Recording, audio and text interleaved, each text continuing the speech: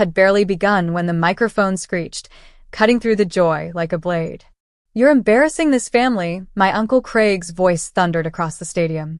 "Before we begin, drop a comment and tell us what would you do in this situation? Be honest, tell me in the comments below. We read every comment. Let's begin." I froze. My cap tilted slightly as I turned my head, slow as stone, and saw him standing by the mic stand, gripping it like it owed him something. "She cleaned toilets to pay for this degree," he barked, laughter breaking out in the section where most of my relatives sat. Aunt Lisa covered her smirk with a fake cough. My cousin Blake howled like he was watching a sitcom. "And now she thinks she deserves applause?" I didn't say a word. I didn't blink. My hands curled around my graduation folder, shaking, but not from fear. From control. I refused to give them my tears. But then, just before another insult could leave his mouth, the dean stepped back to the mic, raised a hand, and said calmly, "We have a special guest here today." The crowd murmured. My family looked confused. Then came the sound of shoes on polished tile. Click, click, click. I knew those footsteps. And when I turned my head, I saw him. Dark suit. Silver cufflinks. Calm, calculated power in every step. My husband, Nathaniel Cole, CEO of the fastest rising investment firm on the East Coast, walked onto the stage, eyes locked on me. The crowd gasped. My uncle stepped back, as if hit by a wave. Nathaniel took my hand gently and turned to face the crowd. "She didn't just clean toilets," he said, voice rich and firm. "She worked every day and night while most people her age gave up after one failed exam. She didn't ask for help. She earned this. And this woman, my wife, graduated top of her class in biochemistry while running 2 jobs and taking care of her disabled neighbor." Silence. A heavy, embarrassed silence. My aunt's jaw was slack. Blake's laugh had died mid-giggle. Nathaniel turned to me, kissed my hand, and whispered, "Let's show them what real success looks like." I smiled for the first time in minutes. But that was just the beginning, because they had mocked me for years. And now? Now I was done staying quiet. We left the stage hand in hand, but I could feel every eye drilling into my back. The ceremony ended, the caps flew, and cameras flashed, but all I saw were those stunned faces. And I wasn't done with them. Not yet. Outside the venue, the family swarmed like hornets. Uncle Craig stormed toward us, red-faced and loud. "What kind of game are you playing, Riley? You marry some rich guy and think it erases who you really are?" I turned slowly. My voice, when it came, was calm. "And who do you think I really am, Uncle Craig?" "A janitor," he spat. "A nobody from the gutter. You cleaned bathrooms in high school. You lived in a trailer, for God's sake." I didn't flinch. But Nathaniel stepped closer, jaw tight. "I chose her," he said coolly. "Not because of where she came from, but because of what she survived." Craig laughed bitterly. "You really think her sob story makes her worth something?" "I know it does," Nathaniel snapped. "And, by the way about that trailer? She bought the land it was on, renovated it, rented it out. She owns 3 properties now, including a duplex in Boston." Their silence was louder than their insults. "And while you were mocking her," Nathaniel added, "she was investing." Aunt Lisa's voice broke through. "You're lying.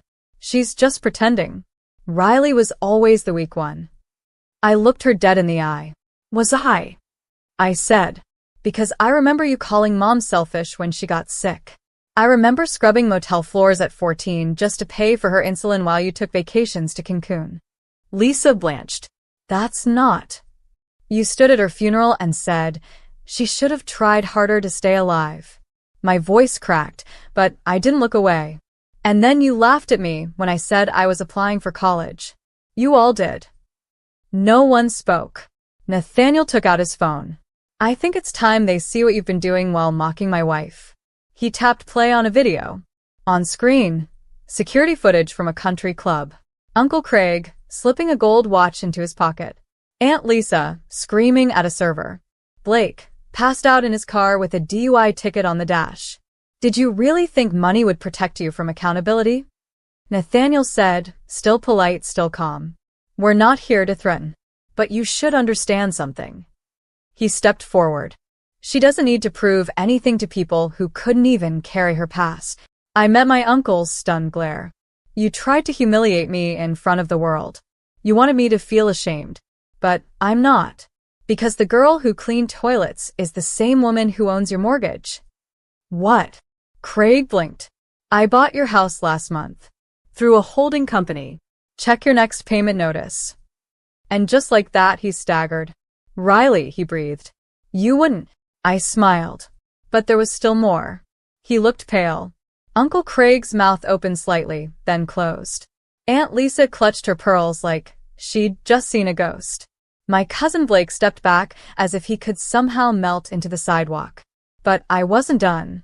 You bought my house? Craig's voice cracked. That's not legal. That can't be legal. Nathaniel spoke, calm and crisp. Perfectly legal. You defaulted on your second mortgage months ago. Riley made the winning bid through a shell company because she knew you'd never sell to her directly. But why? Lisa croaked.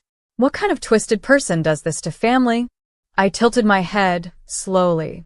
The kind of person who begged you to stop mocking her for 10 years and was laughed at every time. The kind of person who watched her mother die while you all drank champagne 3 miles away and refused to answer your phones. The kind of person who cleaned motel bathrooms while you told everyone I was off chasing fantasies. Nathaniel's hand slid into mine. You said I was embarrassing the family, I continued. But you are the family shame. You're not cruel because you're hurt. You're cruel because you're empty, and hurting people made you feel important. Lisa's lips trembled. Where are you going with this? Blake snapped. You made your point. So what now? You just humiliate us and walk away. I turned to him, eyes like steel. No, I said. You humiliated me for years. Today, I'm freeing myself from your narrative. Nathaniel turned to the small crowd that had gathered near the gates, a mix of former classmates and faculty watching from a distance, murmuring. Let's get to the car, I said, brushing my gown back. That's when a black car, not Nathaniel's usual ride, rolled into view. An understated Rolls-Royce. It stopped. The driver stepped out and opened the door. An older woman with warm eyes and a walking cane stepped out. My grandmother. Gram? Blake said in disbelief. She gave them all a long, sad look. I stayed quiet for too long. She reached into her coat pocket and pulled out a thick, sealed envelope. I changed my will last year, she said, handing it directly to me. Lisa gasped. Mom, what are you talking about? I gave Riley control of my estate. Everything. The land, the business shares, the savings. I watched all of you mock her while she worked harder than anyone. You thought she was the failure of this family. But she's the only reason this family still has a chance at redemption. Uncle Craig stepped forward, but Gram held up her cane like a sword. Don't, she said, her voice suddenly firm. You've taken enough from her. I opened the envelope, inside a notarized declaration and keys. To the house by the lake, Gram said. Your mother's favorite place. Yours now. Nathaniel whispered into my ear. This is the moment they realize they never broke you. I took one final breath and looked them all in the eye. This isn't revenge, I said. It's restoration. I'm not here to destroy you. I'm just done pretending you ever mattered. And with that, I turned my back. But behind me, I heard it. The sound of reality shattering. Whispers. Regret. Silence. The sound of our heels on the pavement felt louder than the chaos behind us. Like a final drum roll before a curtain dropped on a play no one would ever dare stage again. We reached the car. Nathaniel opened the door for me with a gentle nod. But before I could step in, I turned back one last time. Because even though I'd said my piece, I could see it in their faces. They still thought this was about the money. The car. The husband. The estate. They hadn't grasped the real weight of what had just happened. So I walked back toward them, slowly. Uncle Craig stood stiff, his pride crumbling. Lisa was dabbing her eyes, playing victim now that the power had shifted. Blake had crossed his arms, his eyes narrowed, jaw clenched. He was still clinging to the illusion that he could talk his way out of this. "You know what hurts the most?" I said softly, loud enough for all of them to hear. "It's not the way you mocked me, or laughed when I came home smelling like bleach and sweat. It's that every time I achieved something, anything, you told me I didn't deserve it, that it was luck, that it was cute, that it wouldn't last. Because it was embarrassing," Craig hissed. "You showing up to family dinners in that old uniform, acting like it was normal to work 3 jobs. "I was normal," I interrupted, voice sharper now. "You were the ones faking it, maxing out cards to keep up with country club appearances, hiding bankruptcies behind fake LLCs. Craig, you've refinanced your house 5 times. Blake, you sold your car for crypto and told everyone it was a business decision. Lisa, you borrowed my student loan refund once to pay for Botox and told me it was an investment in your public image." Their jaws dropped again. Because I wasn't just speaking emotionally now. I was holding a mirror up. "You all created this narrative where I was the pathetic one, the charity case. But I was the only one not pretending." Silence.